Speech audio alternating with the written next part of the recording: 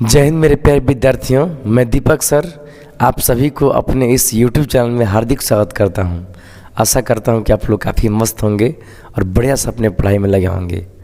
तो बिल्कुल बाबू, आप लोग के इस 12th क्लास के एग्ज़ाम के लिए बिहार बोर्ड ने जारी कर दिया है एक सैम्पल पेपर, एक मॉडल पेपर, जिससे पता चल सकेगा कि आपके जो बोर्ड एग्ज़ाम होने वाले हैं उसमें किस तरह के प्रश्न रहेंगे, है ना। प्रश्न पत्र से पता चलता है कि उसमें कितने 2 नंबर के, कितने 5 नंबर के, कितने ऑब्जेक्टिव, ऐसे क्वेश्चनों का पैटर्न का पता चलता है। साथ ही साथ एक रिवीजन हो जाता है इससे, आप सिलेबस कैसा पढ़े हैं। लेकिन इससे हताश नहीं होना चाहिए। ये जो प्रश्न पत्र बन करके आता है ये तो आप देखेंगे भी कैसा आपसे कितना बन पा रहा है। लेकिन अब हम ये कहें कि इससे आसानी आपका बोर्ड का प्रश्न पत्र रहेगा निश्चित रूप से बाबू। पहले आप लोग इसको एक बार ट्राई करिए और देखिए कैसे ये बन रहा है। और कोशिश तो ये करना चाहिए आपको ना कि पहले एक बार खुद से बनाइए, तब बहुत अच्छा रहता है। किसी का वीडियो मत देखिए, मेरा भी वीडियो मत देखिए, पहले ट्राई करिए, है ना। तो चलिए हम लोग इसको शुरू करते हैं, एकदम बढ़िया से शुरुआत करते हैं। पेन कॉपी निकाल लीजिए, एकदम अच्छे से समझते चलिएगा आप लोग, और जहाँ वैसा लगे वहाँ ट्राई भी कीजिएगा। तो चलिए शुरू करते हैं हम लोग। देखिए इसमें लिखा है इंटरमीडिएट 2025 का ये परीक्षा के लिए है ना, भौतिकी विज्ञान, है ना। ऐच्छिक विषय एक तरह का होता है ये, और इसका थ्योरी का हिस्सा है, प्रैक्टिकल तो अलग से आता है। थ्योरी में 70 नंबर का आपका प्रश्न पत्र आएगा इसमें, है ना। तो देखिए इसमें क्या क्या रहेगा, तो इसमें 70 आपके क्वेश्चन रहेंगे। कौन सा? Objective question. इसमें आपका जो क्वेश्चन का संख्या रहेगा 70 क्वेश्चन ऑब्जेक्टिव रहेगा। 20 प्रश्न आपका 2 नंबर का रहेगा और 6 प्रश्न 5 अंकीय रहेगा। कुल प्रश्न कितना? 96 हो जाएंगे। लेकिन इसमें से आपको आधा करना है। 70 में से आपको 35 करना होता है, 20 में से आपको 10 करना होता है और 6 में से आपको 3 करना होता है। तो इस तरह से इसका पैटर्न होता है ना। मैंने इस प्रश्न पत्र से पैटर्न का ही पता चलता है ना। तो चलिए हम लोग आगे देखते हैं इसको, ये किस तरह से हो रहा है। एकदम ध्यान से आप लोग देखिएगा इसको, है ना। कुछ निर्देश यहाँ पर दिया हुआ है, आप लोग अपने से एक बार निर्देश पढ़ लीजिए, है ना। ये पढ़ना जरूरी एक तरह से होता है ना, ताकि आप सावधानियों को ध्यान रख सकें। तो चलिए हम लोग शुरुआत करते हैं खंड अ, सेक्शन ए का शुरुआत करते हैं। इसमें कह रहा है कि 1 से 70 तक के, देखिए प्रश्न गलती टाइप कर दिया ना। इसमें बहुत काफ़ी ना अशुद्धियाँ भी आपको मिलेंगी, देखिएगा ध्यान से, है ना। बहुत पता नहीं कैसे जल्दबाजी में लोग पेपर तैयार किए हैं, है ना। एक बार वेरीफाई सो करना चाहिए था। देखिए तो 4 विकल्प दिए हैं और इनमें से एक सही है। किन्हीं 35 प्रश्नों का उत्तर अपने द्वारा चुने गए सही विकल्प को OMR शीट पर क्या करें? चिन्हित करें। देखिए आप लोग को ना 70 क्वेश्चन मिलेगा, आपको एकदम आसान क्वेश्चन अपने से चुन करके और 35 क्वेश्चन ही करने हैं, एकदम उसको बनाना है, एकदम आसान चुन करके, है ना।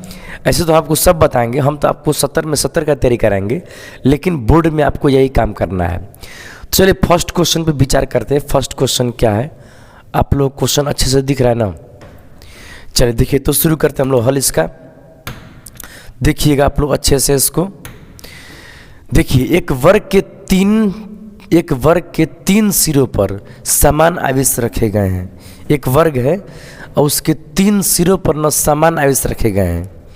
यदि Q1 और Q2 के बीच बल कितना? F12, है ना। चलिए पहले चित्र बनाते हैं इसका, पहले हम लोग डायग्राम बनाते हैं, है ना। देखिए तो हम यहीं इसको बनाते हैं, चलिए यहीं बनाते हैं। ऐसे वर्ग हो गया ये इस तरह से, और तीनों सिरों पर, जैसे मान लीजिए कि यहाँ पर कई इसका सिरा है ना। मान लीजिए यहाँ पर Q1 आवेश है, यहाँ Q2 है ना, यहाँ Q3 है और यहाँ पर Q4 है, ऐसे मान लेते हैं, है कि नहीं। ऐसे तो इसमें 3 ही कहा है, समान आवेश रखेंगे। हाँ एक बात और, सब पर न समान आवेश है, सबका आवेश आप Q मान सकते हैं, सबका Q मान के चलिए। सब पर कितना आवेश है? Q चार्जेस पे रखे गए हैं, है ना, रखे हुए हैं, है ना। बीच का बल देख का लिखा है यहाँ पर। यदि Q1 और Q2 के बीच का बल F12 है, Q1 और Q2 के जो बीच का बल है वो F12 है। आइए इसको बनाते हैं। सबसे पहले इसका दूरी दिखा लेते हैं। R दूरी मान लीजिए, ये सब में दूरी कितना है? R है। तो बताइए Q1 और Q2 के बीच बल कितना होगा? तो आप बल निकाल सकते हैं Q1 और Q2 के बीच इस तरह से। देखिए बल Q1 और Q2 के बीच बल कितना दिया है, बल F12 है। तो F12 बराबर कितना आपका होगा, तो कूलम का नियम है ना K, Q1 इंटू Q2 बटे में R स्क्वायर। तो Q1 का मान Q है, Q2 का मान Q है, तो Q इंटू Q यानी कि Q स्क्वायर बटे में दूरी का स्क्वायर R स्क्वायर हो गया। तो F12 का मान मिल गया आपको, इन दोनों के बीच का बल मिल गया। अब क्या पूछा है ना F12 है और Q1 और Q3 के बीच बल F13 है। Q1 और Q3 यहाँ पर है, देखिए तो Q3 ये के बीच बल कितना है, F13, इसके बीच बल बोल रहा है ना। तो Q1 और Q3 के बीच बल कितना है, F13 है। तो F13 कैसे निकलेगा बोलिए, F13 कैसे निकलेगा, तो K और देखिए इसका आवेश कितना है, Q है, इसका आवेश भी Q ही लेना है ना, समान आवेश है सब। तो Q इंटू Q यानी कि Q स्क्वायर, अब बटे में क्या लेना है, दूरी। बताइए दूरी कितना होगा। देखिए ये एक वर्ग है ना, तो वर्ग का सही भुजा R है, तो इसका विकर्ण जो होता है ना R√2 होता है विकर्ण। तो इसका जो बीच का, इन दोनों आवेशों का बीच का दूरी विकर्ण लिया जाएगा। तो R√2 का स्क्वायर करेंगे, R√2 का यहाँ पर स्क्वायर कर देंगे, समझ रहे ना। बस इसी को हो गया। तो पूछा है कि F12 और F13 का रेशियो क्या होगा, इन दोनों का ना अनुपात पूछ दिया, अनुपात। तो अनुपात में K से K कट जाएगा, देखिए Q स्क्वायर से Q स्क्वायर भी कट जाएगा, और ये R स्क्वायर है ना, और यहाँ भी स्क्वायर R स्क्वायर होगा ही, ये भी आपका कट जाएगा। √2 का स्क्वायर बचेगा ना, तो √2 का स्क्वायर मतलब 2 हो जाएगा, समझ रहे, 2 हो जाएगा। देखिए 1/2 यानी कि ऊपर जाएगा तो 2/1 हो जाएगा। कितना हो जाएगा ये, 2/1 हो जाएगा। गौर से थोड़ा हल करिएगा, 2/1 यानी कि 2 हो सकता है ना, यानी कि यहाँ पर कौन सा ऑप्शन सही हो रहा है, बी नंबर आपका ऑप्शन यहाँ पे सही हो रहा है, ठीक ना। अब देखिए यहाँ पे शुरू में ही न्यूमेरिकल से भेंट हो गया, चिंता मत करिएगा। आप लोग एकदम बढ़िया से आप लोग को हम पढ़ाएं विस्तार से, एकदम आप लोग को कॉन्सेप्ट अच्छा से समझना है। न्यूमेरिकल तो उस पर बेस डाल सकते हैं, लेकिन ऐसा नहीं कि ज़्यादा न्यूमेरिकल बोर्ड में आता है ना। शुरुआत भले हो गया है, जतरा खराब कर दिया आपका, ऐसा मत सोचिएगा। चलिए तो हम लोग नेक्स्ट क्वेश्चन पे चलते हैं हम लोग। अब देखिए तो नेक्स्ट क्वेश्चन हम लोग का है, एक उदासीन धात्विक गोले से, एक उदासीन धातु का गोला है से 10 के पावर 14 इलेक्ट्रॉन हटाए जाते हैं। इलेक्ट्रॉन निकाल लिए गए वहाँ से ना, तो गोले पर आवेश हो जाता है।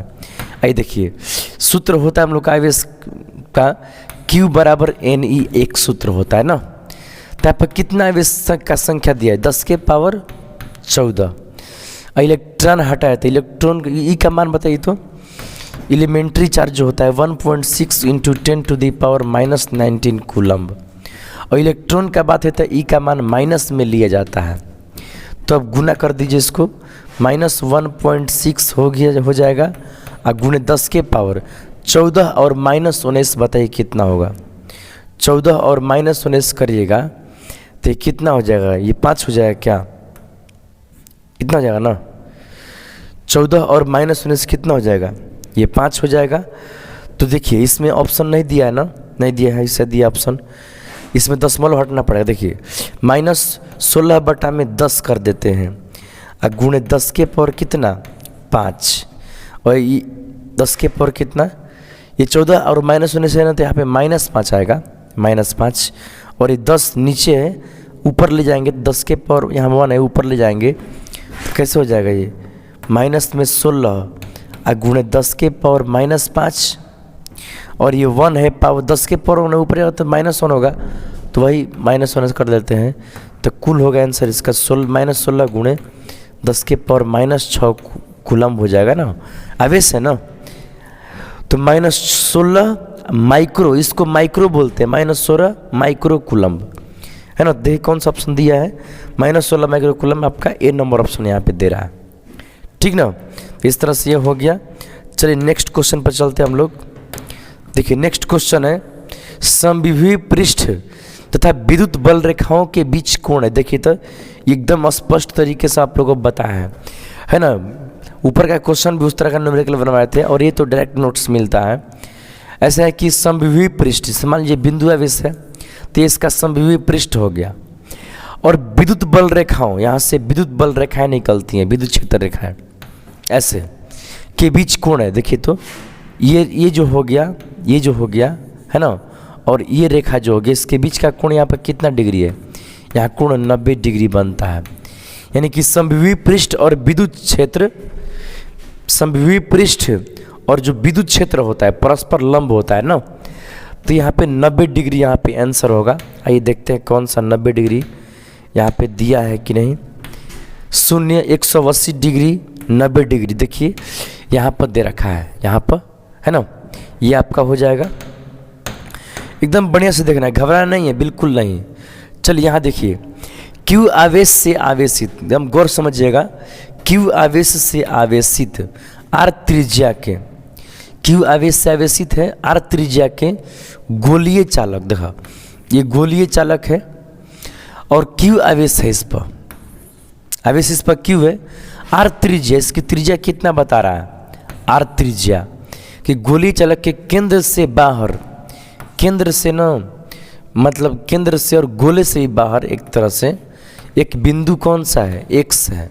X दूरी पर विभव होता है। हाँ, यहाँ पर विद्युत विभव पूछ दिया तो विद्युत विभव का सूत्र होता है ना, V बराबर 1/4πε0, जिसे हम लोग K कहते हैं ना, K इंटू क्या होगा? K इंटू क्या होता है? Q बटे में R होता है ना, तो Q हो गया यहाँ पर, आवेश हो गया यहाँ पर Q, अब बटे में R माने दूरी, यहाँ से वहाँ तक की दूरी जहाँ निकालना होता है विभव, यहाँ से वहाँ तक की दूरी, यहाँ x दूरी है तो यहाँ पर x हो जाएगा, है ना, समझ रहे? ये जो सूत्र आया ये इस सूत्र से संबंधित है, K इंटू Q बटे में R, यहाँ पर 1/4πε0 होता है। तो यहाँ पर x दूरी है तो हम लोग x लेके चलेंगे ना, तो यहाँ पर कौन सा ऑप्शन? बी नंबर ऑप्शन आपका यहाँ पे सही हो रहा है ना। तो इस तरह से हो गया। देखिए आप लोग पूरा सिलेबस पढ़ रहेंगे ना, तभी आप एकदम कन्फर्म तरीका से पूरा क्वेश्चन कर पाएंगे ना। देखिए आपको 5वां क्वेश्चन बताते हैं, ध्यान से आप लोग देखिए एकदम बढ़िया तरीके से। देखिए अल्फा कण, देखिए कैसे किया लोग, ऐसा अल्फा होना चाहिए। तो चलो, अल्फा कण को 200 वोल्ट के विभवांतर से त्वरित किया जाता है, इसके गतिज ऊर्जा में वृद्धि होगी। देखिए तो अल्फा कण, बताइए अल्फा कण पर आवेश जानते हैं आप लोग, 2 गो प्लस होता है ना, तो ये पर 2e आवेश उस पर होता है। अल्फा कण पर आवेश कितना होता है? 2e, और 200 वोल्ट विभवांतर से त्वरित किया जाता है, गतिज ऊर्जा में वृद्धि पूछ दिया। देखिए गतिज ऊर्जा क्या होता है? गतिज ऊर्जा में एक तरह का कार्य यही तो होता है, और कार्य बराबर होता है Q इंटू V। तो आवेश यहाँ पर कितना है? 2e दिया है ना, और ये देखिए विभव कितना दिया है? विभव 200 वोल्ट, 200 वोल्ट गुना कर दीजिएगा तो 200 दूनी के 400, 400, 200 दूनी के 400 इलेक्ट्रॉन वोल्ट हो जाएगा, 400 इलेक्ट्रॉन वोल्ट हो जाएगा। देखिए यहाँ पर सी नंबर ऑप्शन दिया है ना, 400 इलेक्ट्रॉन वोल्ट। अगर नहीं ऑप्शन मिलता तो हम लोग यहाँ पर ई का मान रख देते। खैर यहाँ पे आंसर मिल चुका है, छोड़िए। देखिए हम लोग नेक्स्ट क्वेश्चन पे चलते हैं। अब देखिए नेक्स्ट क्वेश्चन हम लोग का है 6 नंबर, संधारित्र में संग्रहित ऊर्जा क्या होगी जबकि उसका विभव भी तक बढ़ाया नहीं, बढ़ाया जल होना चाहिए था, चलिए बढ़ाया जाए। सी धारिता के संधारित्र में संग्रहित ऊर्जा तो हाफ CV² होता है, यहाँ पर ये डायरेक्ट कॉन्सेप्ट से क्वेश्चन ये है। चलिए ये हो गया। नेक्स्ट क्वेश्चन है, नेक्स्ट क्वेश्चन हम लोग का है, इन समान गोलीय बूंदें जो भी विभव तक आवेशित हैं मिलकर एक बड़ी बूंद बनाती हैं, नई बूंद का विभव होगा। देखिए कितना अच्छा सा क्वेश्चन यहाँ पे दे दिया।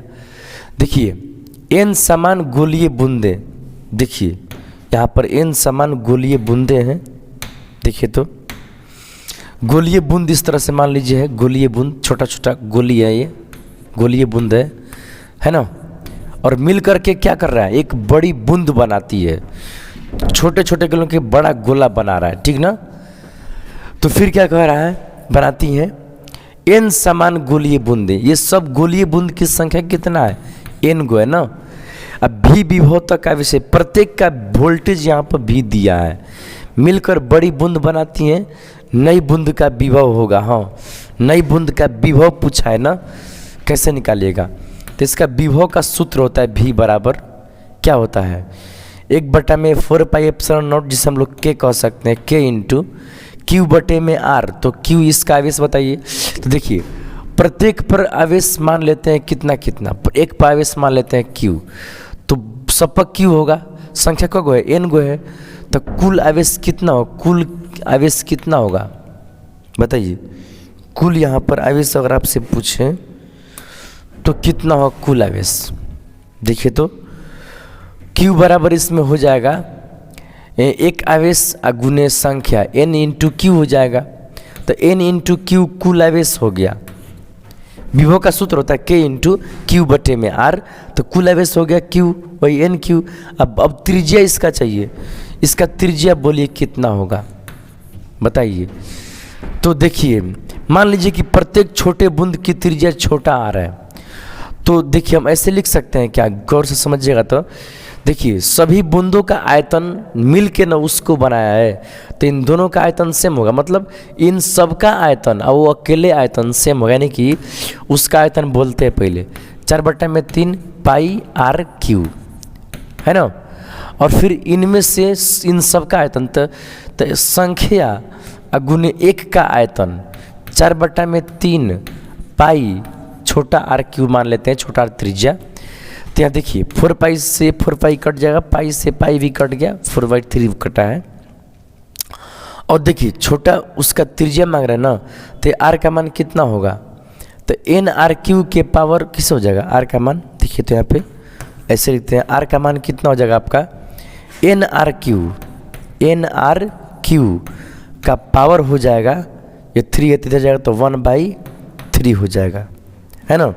तो कुल मिला कितना आएगा, n का पावर 1/3 होगा, n का पावर 1/3, और r का पावर ये कट जाता है तो r बचेगा। देखिए यहाँ पे क्या लिखे हैं, n के पावर 1/3 इंटू r। ये किसकी त्रिज्या है? बड़े बूंद की त्रिज्या आया, तो बड़े बूंद का त्रिज्या हम यहाँ पर लिख देते हैं n का पावर 1/3 इंटू छोटा r हो जाएगा। ये नया विभव को हम V' मान लेते हैं ना।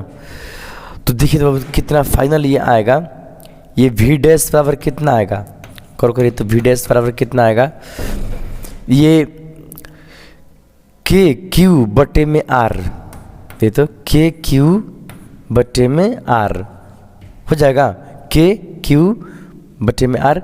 अब देखिए n का पावर 1 n का पावर 1/3, तो कुल n कितना हो जाएगा? तो n का पावर 1 में से 1/3 घटेगा, 1 घटाओ 1/3।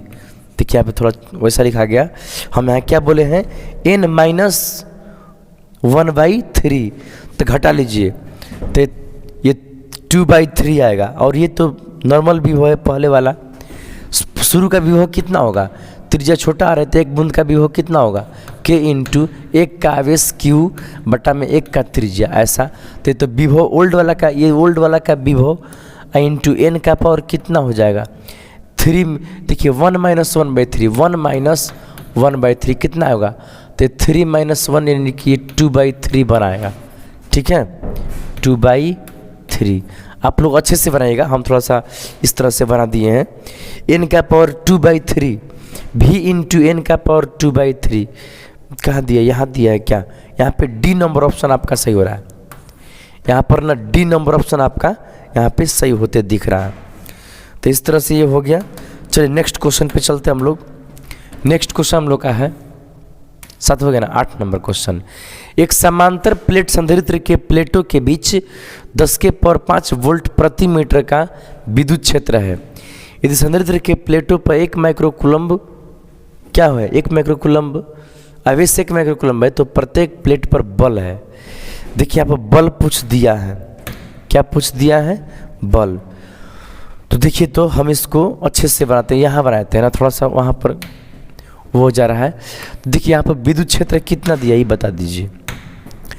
यहाँ पर विद्युत क्षेत्र कितना दिया है, 10⁵ वोल्ट दिया है ना, वोल्ट प्रति मीटर विद्युत क्षेत्र दिया है, 10⁵ वोल्ट प्रति मीटर विद्युत क्षेत्र है। प्लेटों पर आवेश कितना दिया, 1 माइक्रोकूलम। तो प्रत्येक प्लेट पर बल है, संधारित्र है ये, तो देखिए यहाँ पे कैसे हो जाएगा ये। देखिए आवेश कितना दिया आप, आवेश आपका कितना दिया था, आवेश आपका यहाँ पे दिया था कितना हो, देखिए तो 1 माइक्रो कूलम्ब दिया है। देखिए 1 माइक्रो कूलम्ब यानी कि 1 गुणे 10 के पावर -6 कूलम्ब ये आवेश दे दिया, ई दे दिया, तो बल पूछ दिया है। आप ये सूत्र मत लगा दीजिएगा बराबर क्यू ई, ये सूत्र ना बिंदु आवेशों के लिए सत्य है, यहाँ पर ये काम नहीं करेगा, यहाँ पे सही नहीं है, यहाँ पे काम नहीं करेगा। यहाँ पर क्या है कि संधारित्र है, क्या है, संधारित्र ऐसे है, और यहाँ पर पूछा इसके बीच का विद्युत क्षेत्र दे ही दिया है, जो भी है विद्युत क्षेत्र वो दे दिया है ना, और प्रत्येक प्लेट का आवेश क्यू भी यहाँ पर दे दिया है। तो संधारित्र में देखिए ऊर्जा से शुरू करते हैं निकालना हम लोग, हाफ CV स्क्वायर होता है ना, तो इसको हम कह सकते हैं F इंटू, देखिए गौर करिए यहाँ पर U मतलब क्या होता है, ऊर्जा होता है, ऊर्जा कार्य के बराबर, कार्य बराबर होता है बल गुणे विस्थापन, लीजिए बल गुणे विस्थापन बराबर हाफ CV स्क्वायर। तो हम इसको इतना लिख सकते हैं F बराबर कितना, हाफ CV स्क्वायर बटे में D, कर सकते हैं ना, तो हो गया हाफ CV इंटू V/D कर देते हैं, V/D। अब गौर करिए 1/2 CV को तो Q बोलते हैं, और विभव बटा दूरी बराबर विद्युत क्षेत्र होता है, तो यहाँ पर ना हाफ QE आएगा बल का सूत्र, ये बल होगा, तो यहाँ पर निकाल लीजिए 10 के पावर कितना कितना था, 1 माइक्रो -6 था ना, और विद्युत क्षेत्र 10 के पावर 5 था, तो ये कितना आपका बल आ जाएगा, हाफ गुणे 10 के पावर -6 प्लस 5 -1 आएगा, यानी कि 1/2 और गुणे 1/10 आ जाएगा। यानी कि आप यहाँ पे कर सकते हैं 1/10 दूनी के 20, 1 में भागा देना पड़ेगा 20 से। अच्छा है, इसको थोड़ा सा टेक्निक लगा देंगे तो और आसान हो जाएगा, नीचे में कैसे भी करके 100 बनाना है, चाहे 10 चाहे 1000, तो 5 से गुना करने पर 1000 बन जाएगा, चाहे 100 बन जाएगा, ठीक है 100 बन जाएगा, तो 5/100 हो गया, तो ये हो जाएगा आपका 0.05 न्यूटन बल होगा। आप चाहते हैं 1 में 20 से भागा भी दे सकते थे, 1 में 20 से, तब भी यही बात आएगा। 0.05 न्यूटन आ रहा है, 0.05 कहाँ दिया है, 0.05 न्यूटन। देखिए बी नंबर हम लोग का ऑप्शन यहाँ पे सही हो रहा है, बी नंबर सही ऑप्शन हो रहा है। देखिए तो ये भी कितना अच्छा न्यूमेरिकल है, लेकिन थोड़ा सा बड़ा तो है ही, टेंशन नहीं ले, इसके अपेक्षा ना बोर्ड का पेपर आसानी रहता है, एकदम यकीन करिए। ये थोड़ा सा एक इससे मेन रूप से पैटर्न का पता चलता है कि एग्ज़ाम में कैसा पैटर्न होता है ना। आप देख रहे हैं इसको, पैटर्न हम लोग देख रहे हैं अच्छे से, और इसमें देख रहे हैं कैसा बनाया गया, कई जगह पर कुछ मिस्टेक्स भी मिल जा रहा है, देखिएगा अभी और भी। देखिए चुंबकीय क्षेत्र बी में M आघूर्ण वाले, देखिए यहाँ आघूर्ण लिखा है, आघूर्ण लिखना था इसको, आघूर्ण वाले धारा पास द्वारा अनुभूत बल आघूर्ण का मान होता है, बल आघूर्ण यानी कि टाउ, टर्क बराबर M क्रॉस B होता है, यहाँ पर A नंबर सही होगा, M क्रॉस B। चलिए ये क्वेश्चन हो गया, नेक्स्ट पर चलते हैं हम लोग। देखिए चुंबकीय क्षेत्र का मान घटने से चुंबकीय सुई का आवर्तकाल, देखिए कितना अच्छा क्वेश्चन। देखिए आवर्तकाल का सूत्र होता है, जब चुंबकीय क्षेत्र में कोई चुंबक दोलन करता है तो आवर्तकाल का सूत्र आप लोग को हम पढ़ा है, जो कि होता है 2 पाई रूट में I बटे में MB। तो देखिए यहाँ पर T और B आपस में व्युत्क्रमानुपाती है, यहाँ पर गौर करिए, T व्युत्क्रमानुपाती है 1/√B के, है कि नहीं। तो कह रहा है कि चुंबकीय सुई का आवर्तकाल क्या होगा, चुंबकीय क्षेत्र का मान घटने से, अगर B का मान घटेगा तो T का मान बढ़ेगा, B का मान घटेगा तो T का मान बढ़ेगा, है ना। देखिए चुंबकीय क्षेत्र का मान घटने से चुंबकीय सुई का आवर्तकाल बढ़ता है होगा, यहाँ पर B नंबर टिक करेंगे, ठीक है, इस तरह से हो रहा है। देखिए नेक्स्ट क्वेश्चन है, निम्नलिखित में से किसका उपयोग ना पौधा घरों में होता है। देखो आप लोग देखे होंगे ना आप लोग कि एक खेतों में पौधा घर वैसे बनाया जाता है ना, मैं उसको कवर करके रहता है पारदर्शी चीज़ से। तो उसमें ना अवरक्त किरणों का उपयोग करते हैं, क्योंकि अवरक्त किरणों में ऊष्मा का गुण होता है, ये ऊष्मा लेकर के आती हैं। तो ये बहुत शानदार किरणें हैं पौधों के लिए, एक तरह से हरित गृह प्रभाव का एक लेयर बनाया जाता है ना, जो ग्रीन हाउस गैस है उसका लेयर बन जाता है इससे। तो ये होता है। और गामा किरणें, एक्स किरणें तो है ही नहीं, ये सब गामा तो खराब है जीवधारियों के लिए। चलिए नेक्स्ट क्वेश्चन पे चलते हैं हम लोग। नेक्स्ट क्वेश्चन है, किसी विद्युत चुंबकीय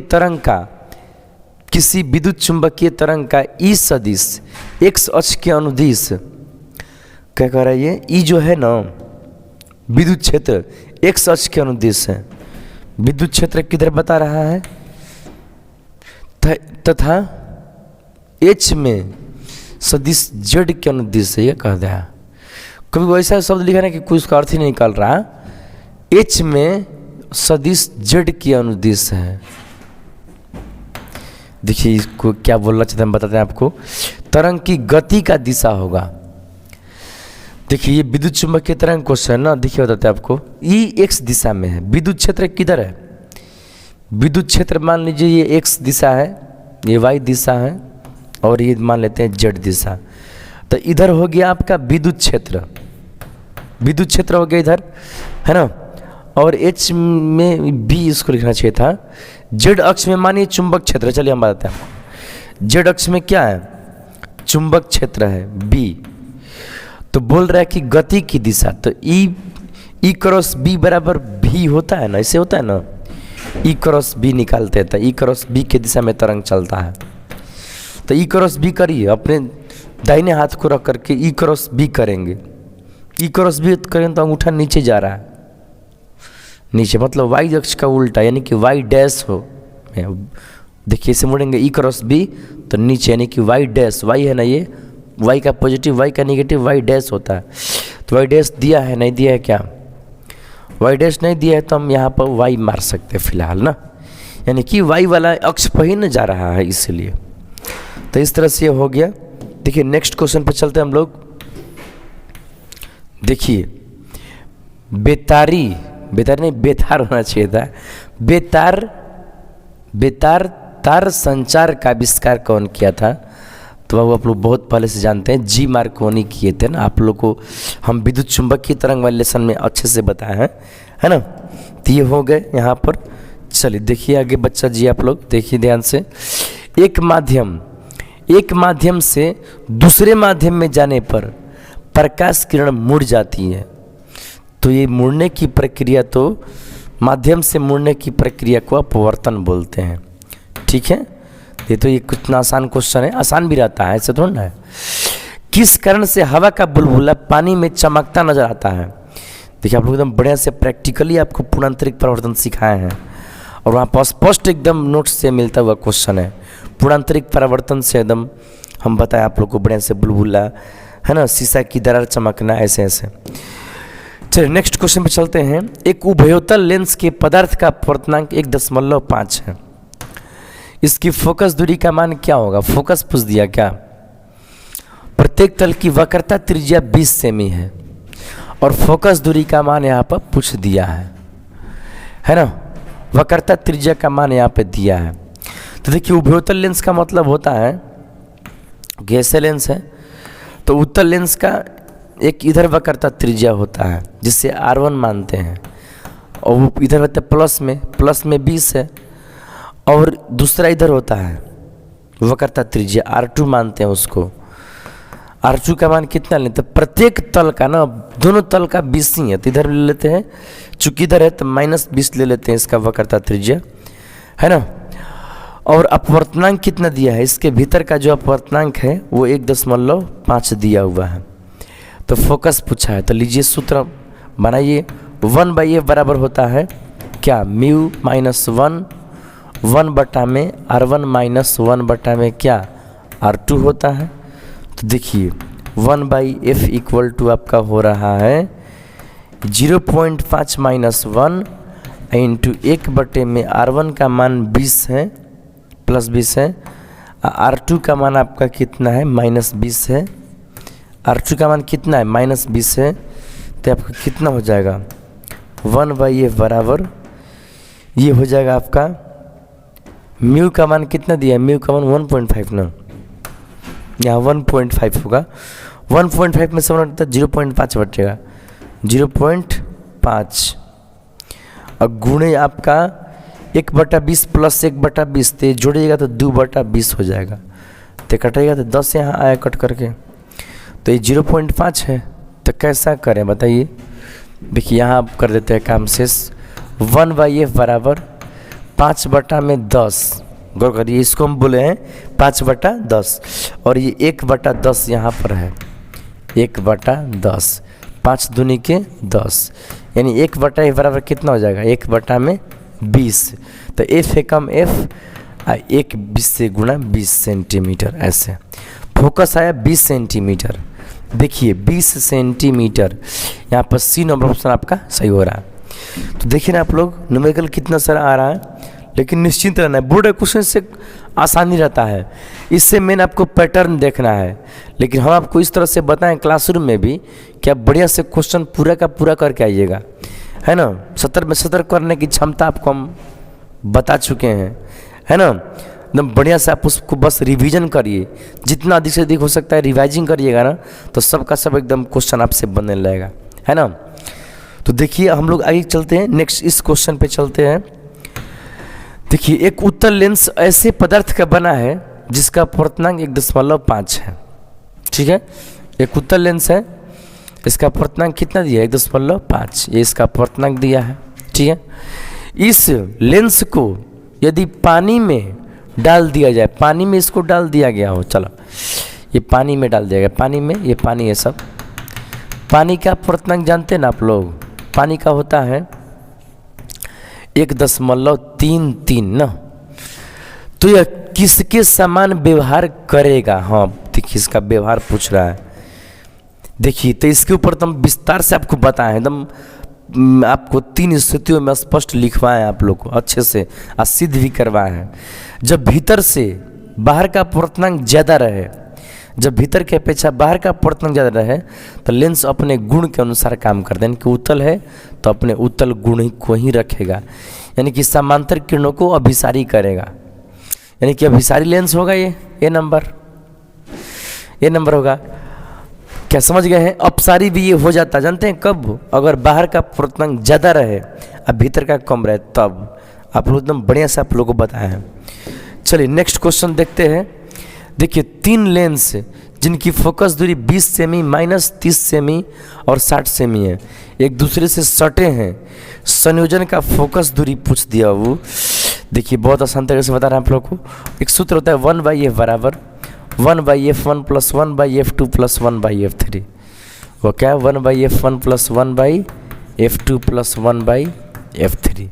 तो जल्दी से इसे बैठा के बनाइए। तो f1 का मान कितना है 20, अब प्लस ये -30 है ना, तो 1/30 हो जाएगा, अब प्लस 1/में 60 हो जाएगा। एलसीएम लीजिएगा तो 60 हो जाएगा, और ये 20 तिया 60, 30 दूनी के 60, 60 है कम 60, 3 1 4, 4 में से 2 गया, 2 बचेगा, 2/60 कितना बराबर 1/f बराबर 2/60 आ रहा है ना। ये 2 तिया 36, यानी कि 1/30, तो f है कम f बराबर 1 से 30 से गुना 30 सेंटीमीटर। तो कितना आ गया आप लोग का यहाँ आंसर 30 सेंटीमीटर। देख लीजिए 50 10 30 यहाँ दिया हुआ है, इसको लॉक किया जाए, है ना, इस तरह से है। देखिए तो कितना अच्छा क्वेश्चन ये भी है। देखिए क्वेश्चन सब अपने आप में बन सकते हैं अगर आप बढ़िया से रिवीजन करें हैं तो, है ना, क्योंकि आप लोगों को हम बहुत शानदार तरीके से बताएं, है ना। बस पूरा नोट्स कंठस्थ रखिएगा तो आपसे पूरा का पूरा एकदम 100% क्वेश्चन बनेगा, समझ लीजिए। देखिए सारा का सारा क्वेश्चन एकदम अच्छे से आप लोग को बताया गया है। देखिए यदि किसी दूरदर्शक के अभिदृश्यक और नेत्रिका की फोकस दूरियां 20 सेमी और 2 सेमी है, तो इस दूरदर्शक की आवर्धक क्षमता होगी। देखिए तो m का मान होता है FO/Fe। देखिए तो FO का मान कितना है, FO क्या होता है, अभिदृश्यक को ऑब्जेक्टिव बोलते हैं, ये उसका फोकस को FO। और नेत्रिका को आईपीस बोलते हैं, FE इसका फोकस होता है। तो FO का मान 20 है, FE का मान आपका कितना है, 2 सेंटीमीटर है। तो FO का मान बोलिए यहाँ पर 20 सेंटीमीटर, और FE का मान बता दीजिए 2 सेंटीमीटर। 2 सेंटीमीटर ये आपका कटेगा, 2 दहा में 20 हो जाएगा, तो आपका 10 हो जाता है। तो आवर्धन का मान कितना आ गया, 10। 10 गुना, मात्रक तो कट गया, 10 गुना कहा जाता है इसको। तो देखिए तो 10 गुना यहाँ पर C नंबर आपका ऑप्शन यहाँ पे सही हो रहा है कि नहीं। ये तो कितना शानदार क्वेश्चन है, देखिए एकदम बढ़िया से देखिए, एकदम एक एक क्वेश्चन को एकदम अच्छे से समझ लीजिए। आज निकट दृष्टि दोष वाली आँख साफ साफ देख सकती है। देखिए मेरे विद्यार्थियों, निकट दृष्टि दोष वह दृष्टि दोष जिसमें निकट की वस्तुएं स्पष्ट दिखती हैं परंतु दूर की वस्तुएं स्पष्ट नहीं दिखती हैं। तो निकट का स्पष्ट न दिखता है, देखिए कौन सा हुआ, निकट का स्पष्ट दिखता है। तो क्या पूछा है, निकट दृष्टि दोष वाली वस्तुएं साफ साफ देख सकती हैं, निकट की वस्तुओं को देख सकती हैं साफ साफ, ये C नंबर सही है ना। दूर की वस्तुओं को ना वो साफ साफ नहीं देख सकता है ना। निकट दृष्टि दोष का परिभाषा देखिएगा। चलिए नेक्स्ट क्वेश्चन है, जब हम किसी वस्तु को देखते हैं तो रेटिना पर बनने वाला प्रतिबिंब होता है। हाँ, जब हम लोग किसी वस्तु को देखते हैं ना, ये कोई वस्तु है इसको देख रहे हैं, ये आँख है, तो रेटिना पर बनने वाला प्रतिबिंब ना उल्टा और छोटा होता है और वास्तविक होता है। यहाँ पर B नंबर ऑप्शन आपका सही हो रहा है, वास्तविक और उल्टा। देखिए तो हाँ, वास्तविक और उल्टा, देखिए उल्टा बना है और वास्तव में किरणें जाती हैं, है ना। तो इस तरह से ये हो गया। देखिए नेक्स्ट क्वेश्चन है, एक प्रिज्म से होकर गुजरने वाले प्रकाश का न्यूनतम विचलित अवयव, नहीं न्यूनतम विचलन वाला, न्यूनतम विचलन होता है, चलिए ठीक ही है। देखिए क्या कह रहा है, प्रिज्म हो गया से गुजरने वाले, देखिए तो रुकिए इसको हम इस कलर से बनाते हैं आपको समझाने के लिए। चलिए प्रिज्म हो गया, और इस प्रिज्म से ना जब प्रकाश गुजरते हैं, है ना, एक प्रिज्म से गुजरने प्रकाश का न्यूनतम विचलन अवयव, सबसे कम विचलन, तो लाल रंग ऐसा होता है, अब बैगनी रंग ऐसा होता है। तो सबसे ज़्यादा कौन मुड़ रहा है बताइए, ये सीधा रास्ता की अपेक्षा लाल इतना मुड़ा है, बैगनी इतना मुड़ा है। पूछा है प्रकाश का न्यूनतम विचलन किसका, कम विचलित कौन हुआ, लाल। लाल कम ही विचलित होता है, तो यहाँ पर न्यूनतम विचलन लाल का होता है। ठीक है, इस तरह से ये हो गया। देखिए नेक्स्ट क्वेश्चन देखिए मेरे बाबुओं ध्यान दीजिए, कांच से हवा में जाती प्रकाश किरण का क्रांति कोण न्यूनतम होता है। हम गौर से समझिएगा, कांच से कहा जा रहा है प्रकाश हवा में, कांच से हवा में। देखिए आप लोग हम बताए थे एकदम प्रैक्टिकल कर कैसे, ये वाला क्वेश्चन तो इस तरह से था, है ना। क्रांति कोण न्यूनतम होता है, लाल पीला हरा बैगनी, यानी रंगों में देखना है हम लोग को, है ना। तो देखिए हम बताए थे आप लोग, जब यहाँ से प्रकाश जाता था तो आप लोग को याद आ रहा है, हम प्रैक्टिकल हम करा के दिखाया चुके आप लोग को, यहाँ से ना रंग टूटते थे ऐसे, और बैगनी नीचे आता था, रेड कलर ऊपर आता था। यानी कि पहले क्रांति कोण अगर ये बढ़ाएंगे तो पहले सतह पर कौन पहुँचेगा, बैगनी पहुँचेगा। तो इसके लिए क्रांति कोण थोड़ा छोटा रहता है, लाल को नीचे पहुंचाने के लिए और ऊपर ले जाना पड़ेगा, यानी बड़ा कोण हो जाएगा। तो क्रांति कोण न्यूनतम होता है, किसको क्रांति कोण न्यूनतम जल्दी मिल जाता है, बैगनी को मिलता है भाई, बैगनी कलर को मिलता है, बैगनी। यहाँ पे D नंबर ऑप्शन आपका सही हो रहा है। ठीक है, एकदम बढ़िया से आप लोग को प्रैक्टिकली बताएं, इसका तो वीडियोज़ भी प्लेलिस्ट में देखेंगे तो ये वीडियोज़ भी है ना। चलिए देखिए तो नेक्स्ट 23 नंबर ये क्वेश्चन हो गया। अब देखिए नेक्स्ट को चलते हैं, प्राथमिक इंद्रधनुष बनता है सूर्य के प्रकाश का वर्षा बूंदों में। देखिए तो प्राथमिक इंद्रधनुष बोल रहा है, प्राथमिक इंद्रधनुष ऐसे अपना जो होता है ना, इसमें प्रकाश आता है, ऐसे जाता है, यहाँ अपवर्तन होता है, फिर यहाँ से यहाँ पर वर्ण विक्षेपण भी होता है, इससे अपना लाइट इसमें जाता है। देखिए तो पूछ रहा है कि इसमें क्या क्या हुआ, ऐसे अपना होता है ना इसमें, इस तरह से ऐसे। तो इसमें ना एक जगह पूर्णांतरिक परावर्तन हो रहा है, दो जगह अपवर्तन हो रहा है और एक जगह वर्ण विक्षेपण हो रहा है। आइए ऑप्शन पढ़ते हैं क्या लिखा है। एक बार अपवर्तन नहीं, दो बार अपवर्तन हुआ है। यहाँ पर एक अपवर्तन, एक यहाँ अपवर्तन, दो बार अपवर्तन। हाँ ये बी नंबर हो सकता है। ये क्या लिखा है, दो बार अपवर्तन एक बार पूर्णांतरिक दिखे तो उससे ज़्यादा सही है, सी नंबर। यहाँ पे सी ज़्यादा सही है ना, सी। इस तरह से ये सी हो गया आंसर आपका। देखिए नेक्स्ट क्वेश्चन देखते हैं। प्रकाश के तरंग गति सिद्धांत के अनुसार प्रकाश का वर्ण निर्णायक है। प्रकाश का रंग का निर्णय न तरंगदैर्ध्य और आवृत्ति लोग करते हैं। ये भी हम आप लोगों को बता चुके हैं क्वेश्चन, है ना। तो ये इस तरह से ये हो जाता है। नेक्स्ट क्वेश्चन देखते हैं।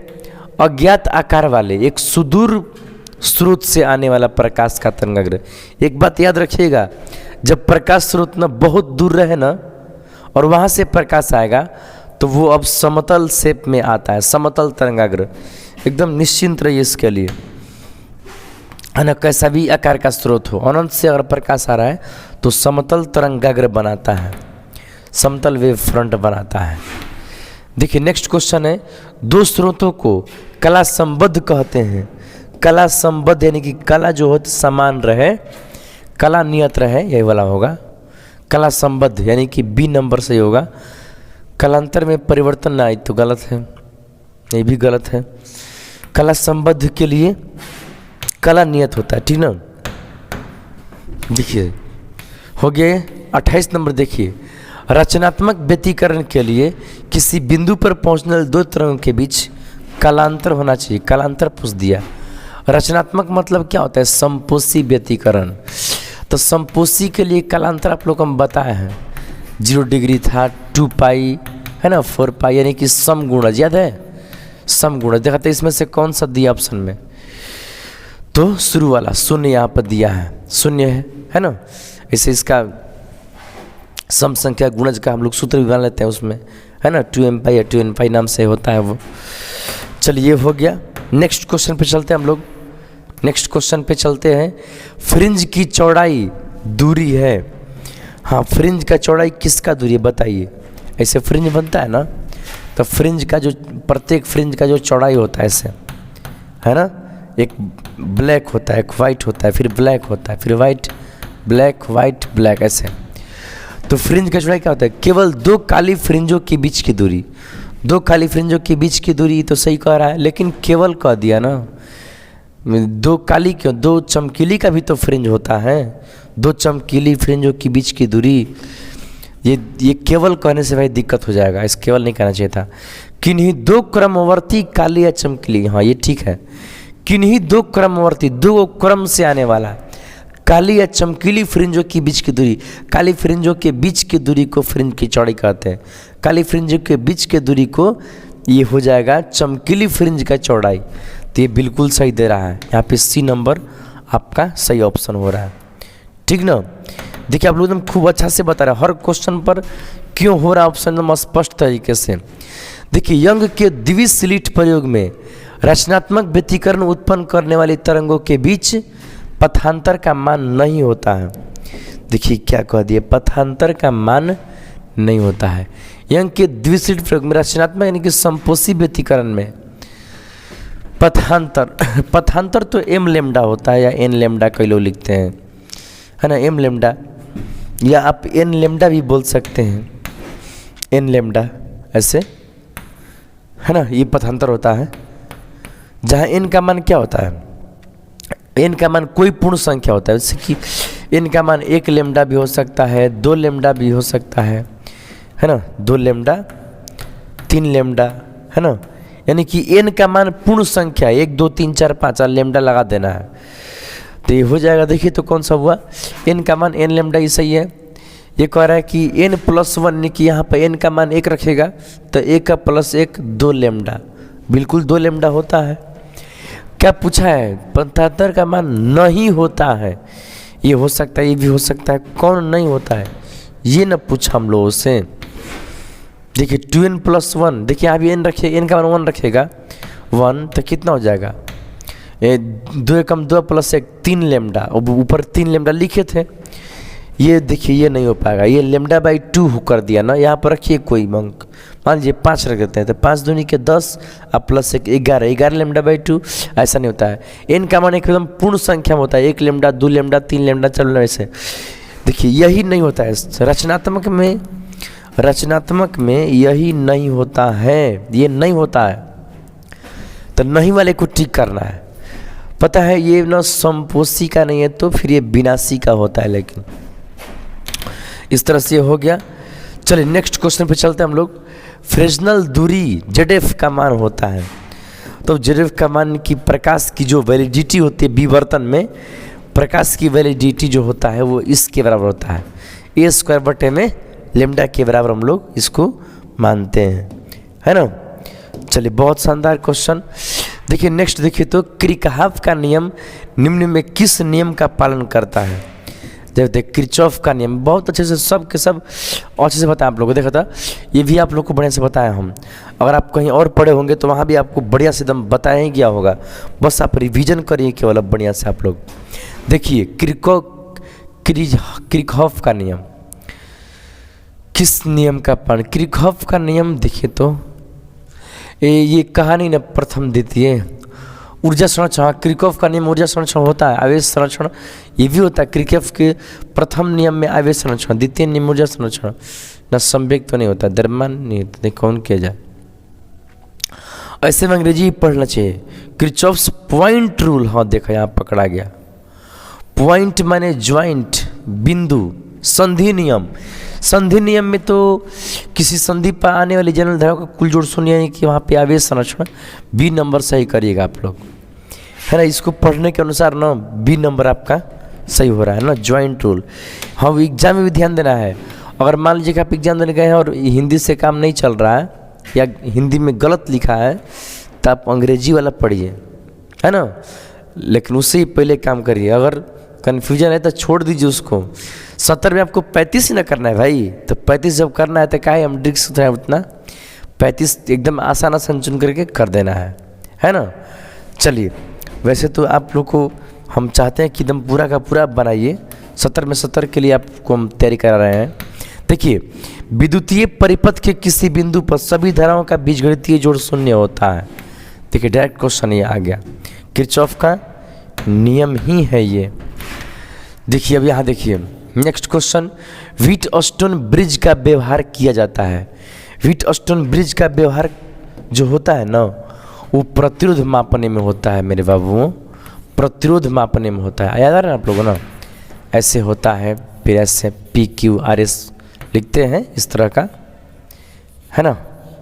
चलिए इस तरह का होता है, बीच में एक ब्रिज लगाते हैं फिर हटाते भी है संतुलन में। चलिए 34 हो गया। 35 देखते हैं। एक तार में 1 माइक्रो एम्पियर धारा प्रवाहित होती है। यदि इलेक्ट्रॉन इतना कूलम्ब हो तो प्रति सेकंड प्रवाहित क्या चीज हो, इलेक्ट्रॉन की संख्या पूछ दिया। देखिए तो गौर से, चलो बाबू तुम मत जाओ, इलेक्ट्रॉन की संख्या पूछ दिया। तार में इतना धारा बह रहा है और इतना आवेश है 1 इलेक्ट्रॉन पर, हर सेकंड प्रवाहित हो रहा है, तो इलेक्ट्रॉन की संख्या पूछ रहा है ना। देखिए तो बताते आप लोग को, यहाँ बताया था आप लोग को ये वाला क्वेश्चन। देखिए तो कैसे हो रहा है ये। आप जानते हैं एक सूत्र ना, Q बराबर NE होता है और Q बराबर IT भी होता है विद्युत धारा में। इस Q की जगह पर ना संख्या निकालते हैं NE कर देते हैं और यहाँ पर IT। N का मान निकालना है और इसको IT बटा छोटा ही कह सकते हैं ना। तो देखिए I का मान दिया है, T का मान दिया है। I का मान कितना दिया, 1 माइक्रो एम्पियर, है ना। और समय 1 सेकेंड, हर सेकेंड पर आवेश दिया है उतना 1.6 × 10 के पावर -1। लीजिए बनाए थे आप लोग को, बस ध्यान से देखिएगा। I का मान कितना दिया है, 1 माइक्रो एम्पियर ना, 1 माइक्रो एम्पियर दिया है ना, 1 माइक्रो एम्पियर ठीक दिया है। और T का मान 1 दिया होता है, ई का मान 1.6 गुने 10 के पावर -19 कूलम। अब देखिए माइक्रो का मान कितना होता है, माइक्रो का मान 10 के पावर -6 होता है। हम इस माइक्रो को ना अगले स्टेप में बदल करके 10 के पावर -6 कर देते हैं ना, -6। क्या समझ रहे हैं आप लोग को, जो क्या अलग से कहते हैं, ऐसे सोचिए आप, ऐसे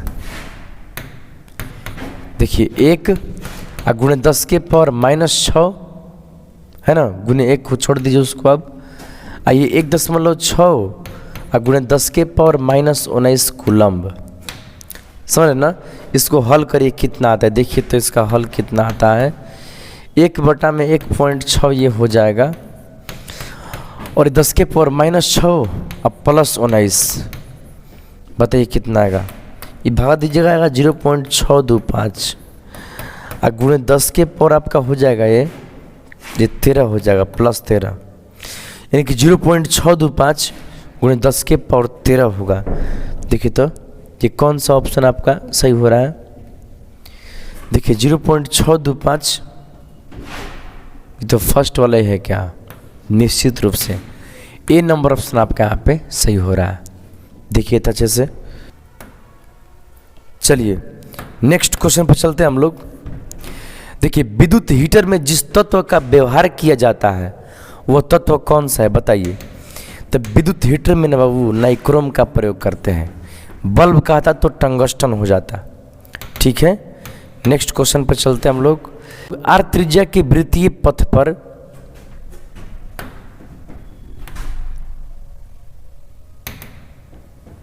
देखिए क्वेश्चन है, आर त्रिज्या के वृत्तीय पथ पर भी चाल से घूमते हुए, वृत्तीय पथ है आर त्रिज्या का वृत्तीय पथ पर घूमते हुए है ना, एक समान चाल भी से घूमते हुए इलेक्ट्रॉन का चुंबकीय गुण, हाँ इलेक्ट्रॉन घूमता है तो एक चुंबकीय गुण बनाता है।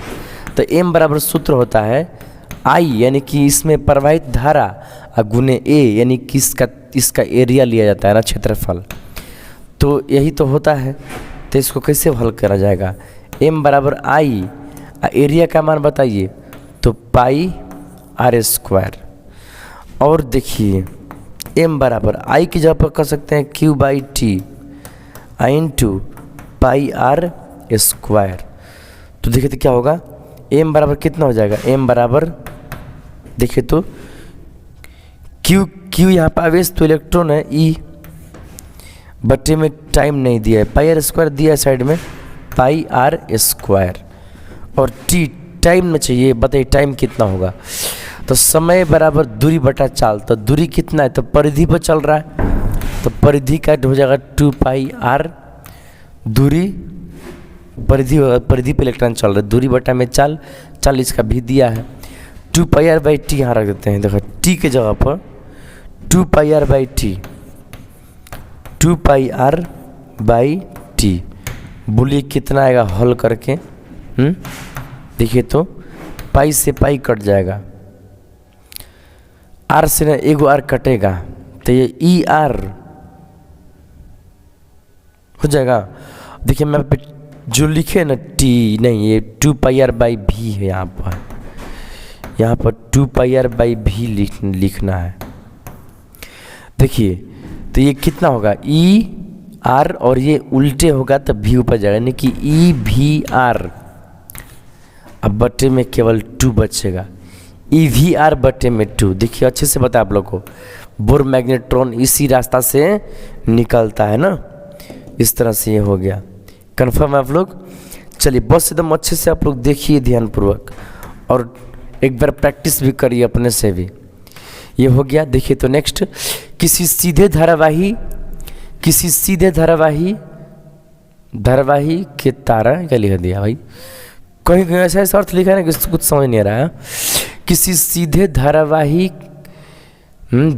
के तार के ऊर्ध्वाधर रखा गया है, इनमें अस्थायी विद्युत धारा ऊपर की ओर क्षैतिजतः प्रक्षेपित इलेक्ट्रॉनों का विक्षेपित होगा। ये क्या लिख दिया भाई, देखिए आप लोग हम बताते हैं इसका अर्थ क्या हो सकता है। मैं भी किसी सीधे धारावाही चालक, सीधा धारावाही तार है, है ना। ऊर्ध्वाधर रखा, तार ऊर्ध्वाधर रखा गया है। इसमें अस्थायी विद्युत धारा ऊपर की ओर बह रहा है। इसमें धारा कहाँ बह रहा है? ऐसे ऊपर की ओर, है ना। इसमें अस्थायी धारा ऊपर की ओर क्षैतिजता पर क्षेपित इलेक्ट्रॉन का विक्षेपण होगा। मान लीजिए इलेक्ट्रॉन इधर से धारा जा रहा है पहले तो चुंबकीय क्षेत्र कैसे बनेगा? इधर में ये धारा ऊपर है तो इधर से भीतर के चुंबक क्षेत्र, ऐसे भीतर की ओर, इधर चुंबक क्षेत्र भीतर की ओर बनेगा और इधर में चुंबक क्षेत्र बाहर आएगा। ऐसे ये बाहर को डॉट से दिखाते हैं होगा, है ना। और क्षैतिज मतलब होता है कि एक्स अक्ष का जो दिशा होता है ना, उसी पर इलेक्ट्रॉन आ रहा है। एक्स अक्ष की दिशा पर ये क्या आ रहा है? इलेक्ट्रॉन आ रहा है।